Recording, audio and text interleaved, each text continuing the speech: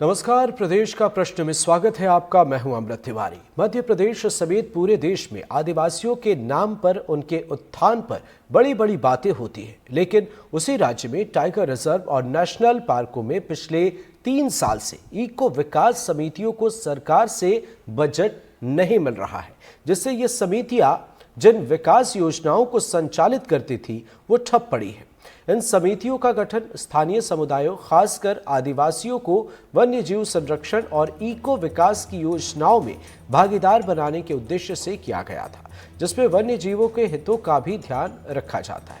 देखिए हमारी खास ग्राउंड रिपोर्ट, और इसके बाद और भी कई तस्वीरें और एक खास पैनल भी हमारे साथ होगा जिससे हम चर्चा करेंगे। रिपोर्ट देखिए, और रिपोर्ट के साथ साथ अब आपको उससे पहले कुछ और जानकारियां दे देते हैं।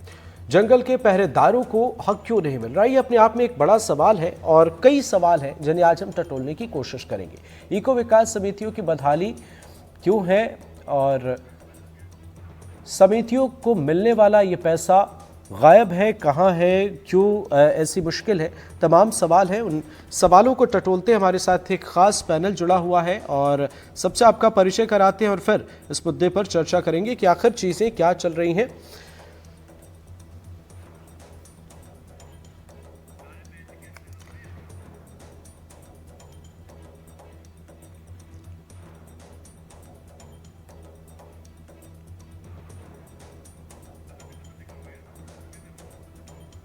तो एक इको विकास समितियों की बदहाली है और कई सवाल अब खड़े हो गए। हमारे साथ खास मेहमान जुड़े हुए हैं, सबसे आपका परिचय कराते हैं। हमारे रेजिडेंट एडिटर अनुराग द्वारी हमारे साथ भोपाल से जुड़े हुए हैं, बहुत बहुत स्वागत है आपका।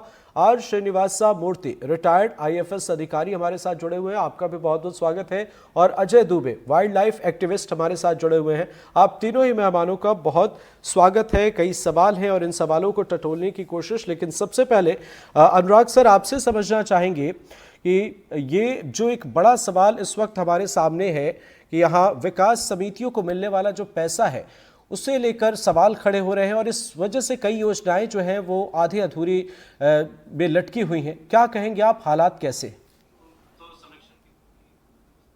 देखिए अमृत, ये एक बहुत अहम कड़ी होती है, क्योंकि संरक्षण में संघर्ष जब होता है तो उसमें संरक्षण एक अहम पड़ाव होता है। और ऐसे में जो इको विकास समितियों का पैसा है, ये अलग अलग टाइगर रिजर्व या नेशनल पार्क में जब पर्यटक जाते हैं तो उसका 1/3 हिस्सा उसका इस मद में जाता है, क्योंकि माना जाता है कि जब भी कोई टाइगर रिजर्व बनता है, कोई नेशनल पार्क बनता है, तो जो आदिवासी वहाँ से विस्थापित हुए हैं उनके जीविकोपार्जन पर असर पड़ता है। ऐसे में अलग अलग योजनाओं में ग्राम सभा के जरिए ये पैसा उनको दिया जाता है, जिससे वहाँ पर विकास हो सके। लेकिन पिछले कुछ वर्षों में ये पैसा सरकार के पास तो पहुँचा है, लेकिन उन समितियों के पास, या यूँ कहें कि उन आदिवासियों के पास नहीं पहुँचा है जो इसके हकदार थे। तो ये एक बड़ा सवाल है। मैं समझ सकता हूँ कि शायद कुछ तकनीकी दिक्कत हुई होगी, नहीं तो 4 अलग अलग जगहों से हमारी ग्राउंड रिपोर्ट है। अगर अब भी हम अपने दर्शकों को दिखा पाएँ तो वहीं के आदिवासियों की ज़बानी, वहीं के स्थानीय लोगों की ज़बानी हम सुन पाएंगे कि असल दिक्कत क्या रही है और इस बारे में सरकार का क्या कहना है। अगर अमृत वो रिपोर्ट हमारी तैयार हो गई हो तो पहले दर्शकों को दिखा लेते हैं। जी, रिपोर्ट भी दिखाएंगे, अभी थोड़ी देर में रिपोर्ट भी दिखाएंगे, लेकिन उससे पहले हमारे साथ जो मेहमान है सर, आप उनसे सवाल भी ले सकते हैं। बिल्कुल, तो सबसे पहले मूर्ति सर से पूछना चाहूँगा, सर अगर आपको मेरी आवाज़ आ रही है तो क्या दिक्कत क्या हो रही है, क्यों ऐसा? मैं समझ सकता हूँ कि आपको सेवानिवृत्त हुए 3 से 4 वर्ष का वक्त हो गया है, लेकिन क्या आपके कार्यकाल में भी पन्ना टाइगर रिजर्व में कहीं कुछ और ऐसी दिक्कत आई थी कि जो वहाँ पर इको विकास समितियाँ थी उन तक पैसा नहीं पहुँचा था, और अगर नहीं पहुँचता तो उसमें क्या अड़ंगा लगा रहता है? अच्छा, धन्यवाद। कि मैं पहली बात तो ये बताना चाहता हूँ, इको विकास समितियाँ तो बनी हुई है सब दूर, लेकिन मुख्य मुद्दा यह है इसके लिए अलग से कोई शासन से बजट नहीं होता है। ये जो गेट मनी से जो रिसीव करता है उसमें से 1/3 का पैसा उनको इको विकास समितियों को वितरित करते हैं हर टाइगर रिजर्व में। लगभग आज की स्थिति में 50 करोड़ की गेट मनी रिसीव हो रहा सभी टाइगर रिजर्व से, तो उसकी लगभग ये मान के चले लगभग ये 20 करोड़ की आसपास की पैसा उनकी खातों में जाता है। This is one thing. और दूसरे एक इम्पॉर्टेंट इश्यू मैं आपके समक्ष यहाँ फ्लैग करना चाहूँगा कि 7-8 साल पहले या फिर 10 साल पहले टाइगर रिजर्व की संख्या 37 थी। आज की स्थिति में 55 हो गए और एरिया में कोर एरिया का 45,000 का जो एरिया है उसके साथ आज की स्थिति में कि बफर में 35,000 स्क्वायर किलोमीटर का एरिया और जुड़ गया है। तो लेकिन राष्ट्रीय बाघ प्राधिकरण की जो बजट है वो उस समय जो 37 टाइगर रिजर्व्स के लिए 154 करोड़ से लेके आज की स्थिति में 2,264 या मतलब 70 के आसपास की बजट मिला हुआ है और this is a very important issue. दूसरा, यहाँ पे मध्य प्रदेश में विभाग की तरफ से, शासन की तरफ से बफर के लिए एक अलग से बजट मद क्रिएट करने की बात हो रही है, लेकिन वो अभी तक फाइनल नहीं हुआ है। तो इन चीज़ों के ऊपर विशेष ध्यान देने की ज़रूरत है। साथ में मेरा एक रिक्वेस्ट है कि जो बाकी जो विकास की जो अलग अलग एजेंसियां जो लगे हुए हैं बफर में, जो रेवेन्यू डिपार्टमेंट की तरफ से, पंचायत विभाग की तरफ से, उनकी साथ में एक कन्वर्जेंस की जो बात है, इसकी सबसे बड़ा आवश्यकता है। मतलब जहाँ तक इको विकास समितियों की या ट्राइबल्स को उसके साथ जोड़ने की जो बात है, ये वास्तविक स्थिति है वर्तमान में। बिल्कुल बिल्कुल बिल्कुल मूर्ति सर। और हमारे साथ अजय दुबे भी जुड़े हुए हैं। सूचना के अधिकार के तहत उन्होंने कई जानकारियां जुटाई हैं और इसमें ही पता लगा है कि सारे जो टाइगर रिजर्व है लगभग या नेशनल पार्क, उसने निरंक निरंक निरंक लिख रखा है। अजय भाई, कितनी अहमियत है इस फंड की खास करके आदिवासियों के लिए, और अगर ये नहीं मिल रहा है सालों से तो क्या क्या काम प्रभावित हो जाते हैं? अनुराग जी, मैं ये मानता हूँ कि टाइगर रिजर्व के आसपास जो इंसान रहते हैं वो मूल निवासी वहाँ के जो आदिवासी हैं या अन्य समाज के हैं, उनके पास रोजगार के सीमित संसाधन होते हैं। वन्य प्राणियों से उनके हित में उन आसपास के नागरिकों का, ग्रामीण जनों का, वन विभाग का अच्छा समन्वय हो और जो लोग विस्थापित हुए हैं उनको वादे किए गए थे कि पर्यटन से जो आय होगी उसमें आपका भी हित होगा, तो वो इस शर्त में विस्थापित होते हैं। हम ये देख रहे हैं कि इको विकास समिति को मध्य प्रदेश में अधिकतर टाइगर रिजर्व्स में स्पेशल ऑडिट में पाया गया कि उनको 3 साल से उनको बजट ही नहीं दिया गया। हम सीधी बात करें कि इको विकास समिति को पैसा क्यों नहीं दिया, इसके लिए राज्य स्तरीय विकास समिति होती है, विकास निधि की समिति होती है। इसमें सरकार के तमाम उच्च बड़े अधिकारी होते हैं। इसमें फॉरेस्ट के head of the forest force बैठते हैं। उन लोगों ने 3 साल क्या देखा, वो बजट देते हैं। बजट किसको देते हैं? वो फील्ड डायरेक्टर को देते हैं, वो सेंचुरी के सुपरिटेंडेंट को देते हैं। लेकिन जब इको विकास समिति की बात आती है तो उनके सुपरविजन में असफलता है। मैं आपको पन्ना को उदाहरण देता हूं। पन्ना का जो हमें आरटीआई में मिला है कि वहां की इको विकास समिति को 1 रुपया नहीं दिया, नहीं लाया।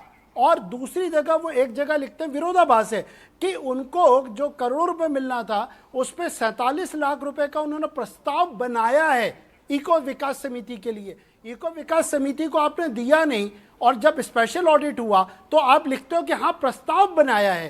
तो गलतियां क्या है कि आप कहीं ना कहीं स्थानीय नागरिकों को आप नाराज करते हो और फिर जो शिकार या अन्य प्रकार की जो समस्या आती है टाइगर रिजर्व में मुखबिरी जी ठीक है। दुबे जी माफी चाहूंगा, आपको थोड़ी देर के लिए हम रोकना चाहेंगे और खास एक रिपोर्ट है वो जरा दर्शकों को दिखाते हैं, आप भी देखें और इसके बाद फिर चर्चा पर लौटेंगे।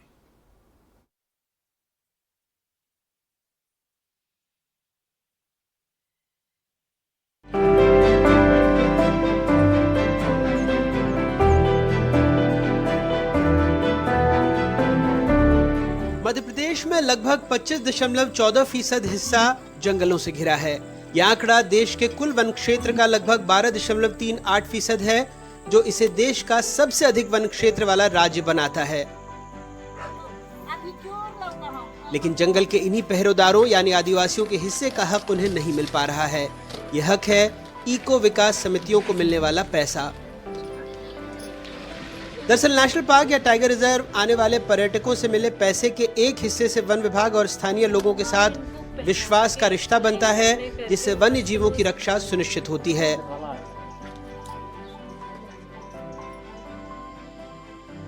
अब देश के 4 टाइगर रिजर्व के जरिए देखिए हालात क्या हैं। नर्मदापुरम के सतपुड़ा टाइगर रिजर्व एरिया में स्थित इको विकास समितियों की स्थिति चिंताजनक है। कुछ समितियां सक्रिय हैं जबकि कुछ बंद हो चुकी हैं। वटकुली समिति के पास पैसा तो है लेकिन पिछले 2-3 सालों से कोई काम नहीं हुआ। सतपुड़ा टाइगर रिजर्व से विस्थापित हुए गांव राईखेड़ा में पहले इको विकास समिति थी, लेकिन विस्थापन के बाद इसे भंग कर दिया गया है। समिति के सदस्य बताते हैं कि समिति के खाते में पैसा है लेकिन इसका उपयोग नहीं हो पा रहा है। समिति सुनने में आ रहा है आज भी है, लेकिन विकास कछु नहीं हो पा रहा उस संबंध में। पैसा खर्च हो भी नहीं रहा है, न जानकारी मिल रही कितना पैसा आ रहा है कितना जा रहा है। भंग की कंडीशन में भी है और पता भी नहीं लग रहा है कितना पैसा आ रहा है नहीं आ रहा है, क्या है कंडीशन क्या नहीं। गाँव वहाँ से हटा था उन लोगों ने, तो भंग कर दिए। पैसा है जमा है। मंडला जिले के कान्हा राष्ट्रीय उद्यान का दावा है कि वो अपने क्षेत्र की इको विकास समितियों को नियमित रूप से पैसा दे रहा है। इस राशि का उपयोग ग्रामीणों के विकास, युवाओं के खेल कौशल को बढ़ावा देने और स्वरोजगार के प्रशिक्षण में हो रहा है। कुल 164 समितियां हैं, जिसमें से 149 समितियां बफर क्षेत्र में हैं और 15 समितियां जो हैं वो नेशनल पार्क एरिया में आती है। जो राशि है वो हमारे पास जो टूरिज्म से राशि प्राप्त होती है उस राशि का लगभग 1/3 हिस्सा उनको दिया जाता है। इसका उद्देश्य ये रहता है कि उन तो संरक्षण के प्रति, वन्यजीव संरक्षण के लिए उनको सजग हम कर सकेंगे और उनसे सहयोग प्राप्त कर सकेंगे। तो पिछले 3 वर्षों में ये राशि हमारे पास टूरिज्म से कुल जो प्राप्त हुई है वो 33 करोड़ से अधिक है और हमने 10.5 करोड़ रुपए जो है वो ईडीसीज को इन 164 समितियों को दिए। लेकिन दस्तावेज इसकी पुष्टि नहीं करते। दस्तावेजों में सब निरंक हैं।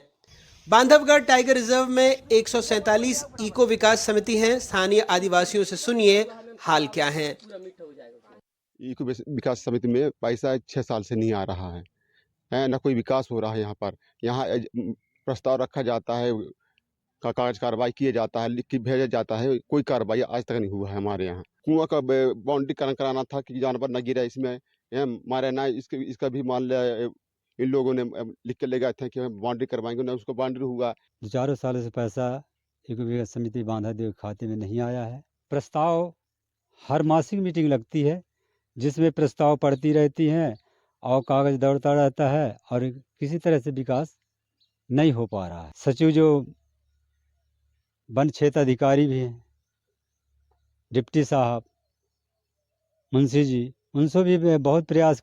3-4 वर्षों से पैसा समिति का नहीं आया, उससे जो भी मिलता अपन तो अपना विकास करते, 2-4-10 लोग बैठ के निर्णय लेते तो आगे चल के विकास होता।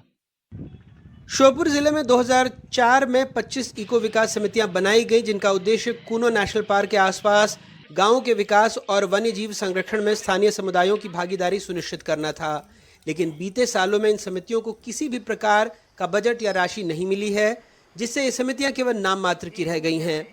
कूनो नेशनल पार्क के कर्मचारियों को इन समितियों का सचिव नियुक्त किया गया है, लेकिन हैरानी की बात यह है कि खुद उन्हें समितियों के अध्यक्ष और सदस्यों के नाम तक की जानकारी नहीं है। मेरी 2017 से पोस्टिंग है इसमें। इको विकास समिति का चार्ज मुझे मिला है 2017 से मिला है।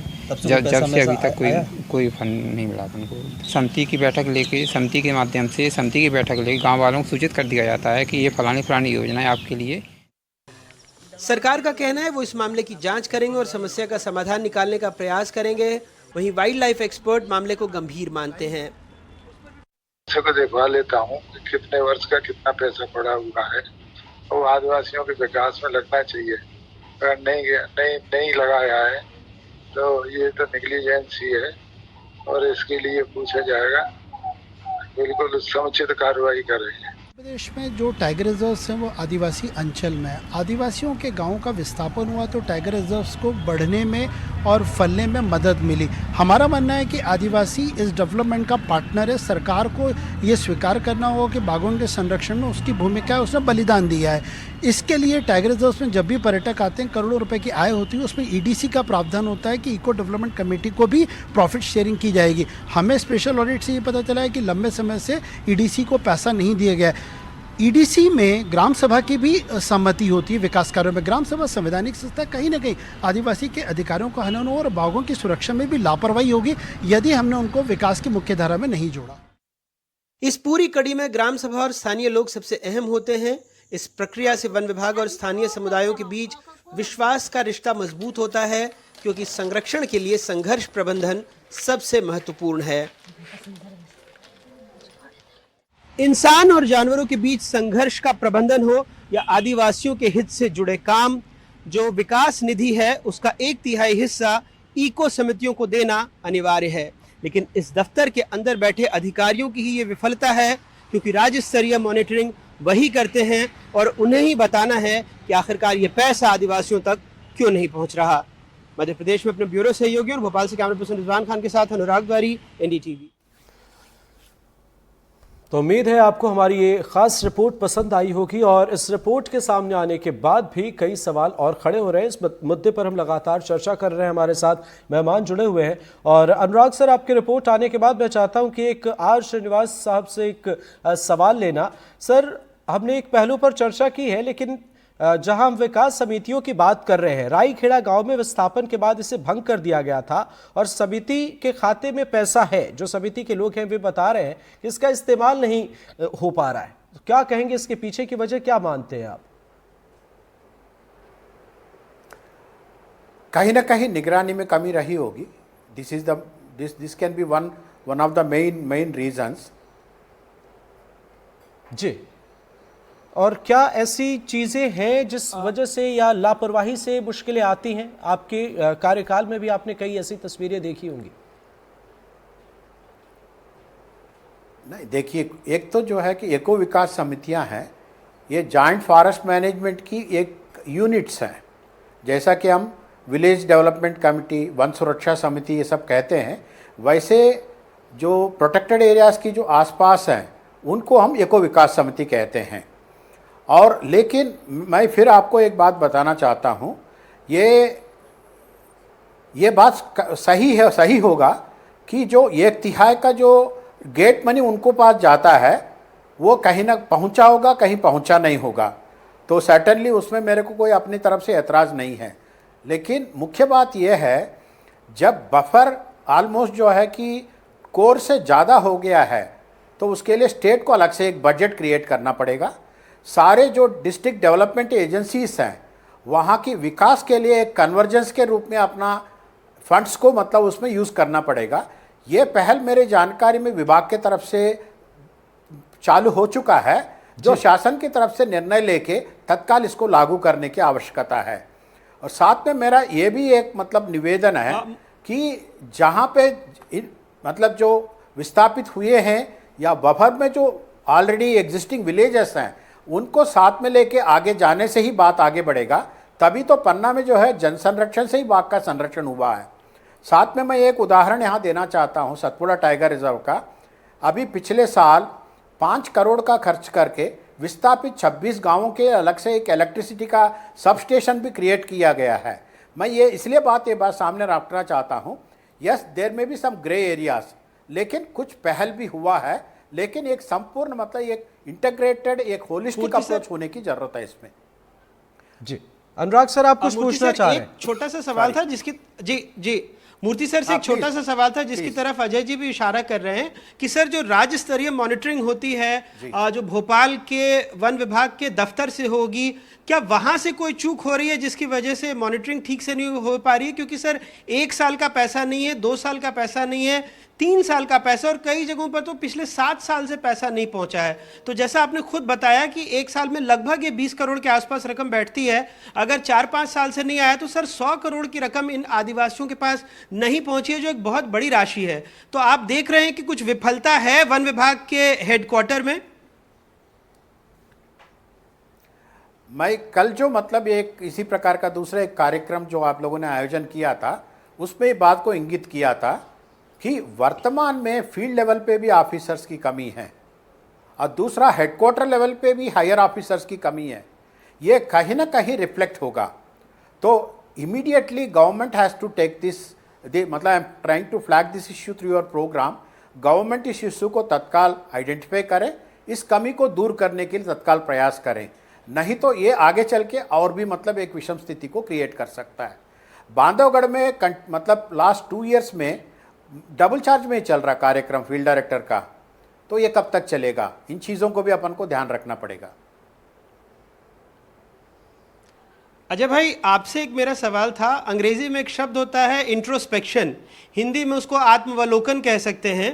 तो ये सही बात है कि सरकार को भी देखना चाहिए, समाज को भी देखना चाहिए, पर आपको नहीं लगता कि वन विभाग के अधिकारियों को भी इसकी ज़रूरत है कि अगर कहीं कोई लूप होल है, कहीं कोई मॉनिटरिंग में कमी हो रही है, जो कि ऐसे मामलों में तो साफ दिख रहा है कि मॉनिटरिंग की कमी है, क्योंकि पैसा तो है लेकिन पैसा जा नहीं रहा है।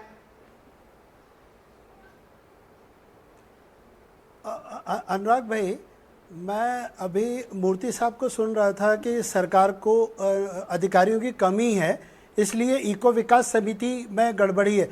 मैं इस बात को अस्वीकार करता हूँ, ऑन रिकॉर्ड आपसे कह रहा हूँ कि मध्य प्रदेश के जो विकास निधि समिति है उसी में घोटाला है। मैंने आरटीआई की जो सूचना जो प्राप्त करी कि उसमें अपात्र सदस्य, गैर सरकारी सदस्य थे, जितेंद्र अग्रवाल पिछले पीसीसीएफ रहे और एक सुरेंद्र तिवारी जी रहे। इनको सरकार ने जो कार्यकाल दिया था उसके बावजूद भी ये विकास निधि के सदस्य बनते रहे, बैठकों में भाग लेते रहे। विकास निधि में अनियमितताएं होती हैं, इसीलिए सरकार ने स्पेशल ऑडिट किया। अधिकारियों की कमी आप कहाँ देखते हैं? क्या आदिवासी को देने के लिए उसका अधिकार आप कमी देखते हैं? और उसी तरह मध्य प्रदेश में जो फील्ड डायरेक्टर हैं टाइगर रिजर्व्स के, उनको महंगी गाड़ियां बांटी गई हैं, थार अभी बांटी गई। अधिकारियों की सुविधाओं में कमी नहीं आती है। जहां आप ईडीसी की बात करेंगे उसमें कमी आती है। ईडीसी जो है भोपाल से एक ही अधिकारी पिछले 5 साल से बजट देख रहे हैं, शुभरंजन सेन। वो जब बजट देखते हैं तो वो ये क्यों नहीं देखते कि जो महत्वपूर्ण प्रावधान है आदिवासियों का उसका ईडीसी देना वो क्यों नहीं बट रहा? एक दूसरी बात, फील्ड डायरेक्टर ये क्यों नहीं देखते कि ईडीसी को कितना पैसा बट रहा है? आखिर संसाधन की कोई कमी नहीं है, अधिकारियों को सुविधा चाहिए, महंगी गाड़ियां चाहिए। आप आश्चर्य करेंगे कि मध्य प्रदेश में टाइगर फाउंडेशन सोसाइटी है, दे गाड़ी, दे महंगी खरीदारी, तब वहां पे संसाधन की कमी नहीं आती है। लेकिन जहां जो वंचित वर्ग है, जो आवाज नहीं उठा सकता, जिसकी बातें भोपाल तक नहीं पहुंचती है, वहां पे तकनीकी त्रुटियां, ऐसा बिल्कुल नहीं है। विकास समन्वय समिति के मेरे पास जो बैठकों के विवरण है, महंगी सुविधाएं, बिल्कुल भवन बनाना, गाड़ियां खरीदना, इन पे ध्यान रहता है। दूसरी बात जो सबसे महत्वपूर्ण है कि जब अधिकारी फील्ड के दौरे करें, भोपाल के जो पदस्थ अधिकारी हैं वो टाइगर रिजर्व जाते हैं, टूरिज्म में उनकी रुचि है, प्राइवेट रिजॉर्ट में रुकते हैं, फोटोग्राफी करते हैं प्रोफेशनल फोटोग्राफर्स के साथ, लेकिन कभी ईडीसी के सदस्यों के साथ बैठ के बात नहीं करते। यहाँ पर कहीं ना कहीं आत्मावलोकन हमें करना है और हम इस मुद्दे को निश्चित तौर पर कोर्ट में भी रखेंगे कि टाइगर रिजर्व के सारे शाही खर्चे चलते हैं, लेकिन ईडीसी के खर्चे में आखिर कमी क्यों है? अच्छा, हमें कान्हा टाइगर रिजर्व का एक अच्छा उदाहरण हमने देखा था कि वहां के फील्ड डायरेक्टर ने लिखा था कि सार्वजनिक कार्यक्रम में मुख्यमंत्री के हाथ इको विकास समिति को पैसा बांटो। हम भी तो यही कहते हैं कि जो ग्राम सभा है वो संवैधानिक सभा है। आप जो भी ईडीसी को पैसा दे ओपन बांटे, उसका बाकायदा वीडियो रिकॉर्डिंग हो, उसकी जानकारी सबको हो, क्योंकि कई जगह मैंने देखा रेंजर्स जो है वो विकास समिति पे हावी हो जाते हैं। तो ये गड़बड़ियां जो हैं ये बड़े ऑर्गेनाइज्ड वे में करप्शन है और हम लोग इसको कोर्ट जाएंगे। जी, एक सवाल श्रीनिवास साहब आपसे, जो सरकार और वन विभाग पर लापरवाही के आरोप लग रहे हैं, आप इसे कैसे देखते हैं? क्या ये आरोप आपको लगता है कि ये सही है? अब मैं आपसे इस संबंध में एक ही बात समझ रखना चाहता हूँ। अजय दुबे जी कोई बात जो कह रहे हैं उस संबंध में अलग से मुझे यही बैठ के कोई टिप्पणी देना संभव नहीं होगा, लेकिन मेरा आपकी इस प्रोग्राम के माध्यम से मैं एक बात जरूर फ्लैग करना चाहता हूँ। सारे जो बफर एरिया जो बनी हुई है पिछले 4-5 साल से कंप्लीट हो गए हैं वो, तो उनके लिए जो बजट हेड की जो निर्माण करना है, ये कन्वर्जेंस के साथ उसकी विकास की जो बात करनी है, बाकी जो मॉनिटरिंग में जो कमियां हैं, ये सब चीज़ों में सुधार लाने की अत्यंत आवश्यकता है। बाकी जो ज़्यादा डिटेल्स अजय दुबे जी के पास होगा तो I will not be able to make any comment over that issue. जी ठीक है, एक सवाल अजय जी आपसे भी संक्षेप में, सर वक्त कम है। कई सवाल तो यहाँ पर खड़े हो गए हैं, लेकिन अगर हम समितियों की बात करें तो इनकी स्थिति चिंताजनक है, पैसे को लेकर मुश्किलें हैं ही, और इस बीच बजट का ना मिलना भी अपने आप में एक मुश्किल खड़ी कर रहा है। आप किस तरीके से देखते हैं मुश्किलों को लेके, या अगर कुछ पॉजिटिव करने की बात हो तो क्या कहना चाहेंगे आप, क्या सजेशन देंगे? मेरा मानना है कि मध्य प्रदेश शासन ने जो अभी 23-24 में जो स्पेशल ऑडिट कराया है, उसमें जो त्रुटियां हैं, इको विकास समिति के जो अधिकारों का हनन हुआ है, उस पर भोपाल में बैठे हुए बड़े अधिकारी फील्ड पे जाएं, ईडीसी से बात करें और ईडीसी अभी 15 अगस्त तारीख ग्राम सभा की बैठक होगी, उसमें सबको सूचित किया जाए, लंबित जो भी उनके अनुदान, जो भी उनकी राशि उनको दिया जाए, ट्रांसपेरेंसी एस्टेब्लिश की जाए। जी अनुराग सर, एक शॉर्ट कमेंट आखिर में आपसे लेना चाहेंगे, क्या कहेंगे आप पूरे मामले को लेकर? मैं बिल्कुल सहमत हूं अजय भाई से, क्योंकि देखिए क्या होता है, ईडीसी के फंड से कोई कुएं की में एक ये बन जाए, एक चारदीवारी जैसी बन जाए, कुएं को ढक दिया जाए ताकि कोई जानवर उसमें ना गिरे, खेतों के पास एक बाड़ा बना दिया जाए ताकि जानवर उसमें घुसे ना, ऐसी छोटी छोटी बातें हैं। और मोटा मोटी जो हमने फंड जोड़ा, जो मूर्ति साहब की बात से ही लगभग 100 करोड़ रुपए हैं जो पास में पड़े हुए हैं, वो सिर्फ इन इको विकास समितियों को देना है। इसमें दिक्कत क्या है? तो मुझे लगता है सिर्फ एक मॉनिटरिंग की दिक्कत आ रही है और इसको सहज सुचारू रूप से चलाने की दिक्कत है। फिर पैसा रुकेगा नहीं, क्योंकि पैसा तो है ही। बिल्कुल, तो उम्मीद करते हैं तस्वीरें बेहतर हो। फिलहाल बहुत बहुत शुक्रिया हमारे साथ जुड़ने के लिए और अपनी बातें रखने के लिए। हमारे साथ जुड़े हमारे रेजिडेंट एडिटर अनुराग द्वारी, आपका बहुत बहुत शुक्रिया। आज श्रीनिवास मूर्ति, रिटायर्ड IAFS अधिकारी, सर आपका भी बहुत बहुत शुक्रिया। और अजय दुबे साहब हमारे साथ जुड़े, वाइल्ड लाइफ एक्टिविस्ट, आपका भी बहुत बहुत शुक्रिया। आज हम ये चर्चा कर रहे हैं क्योंकि ये मुद्दा गंभीर है और उम्मीद करते हैं कि इस मामले पर सरकार और प्रशासन संज्ञान ले, ऊपरी स्तर पर भी और ज़मीनी स्तर पर भी। जैसी बात सामने आ रही है कि एक बार निकल कर बाहर अधिकारियों को जाना चाहिए और उन जगहों पर क्या कुछ चीज़ें चल रही हैं उसका अवलोकन भी करना चाहिए। हमारे इस खास पेशकश में फिलहाल इतना ही। नमस्कार।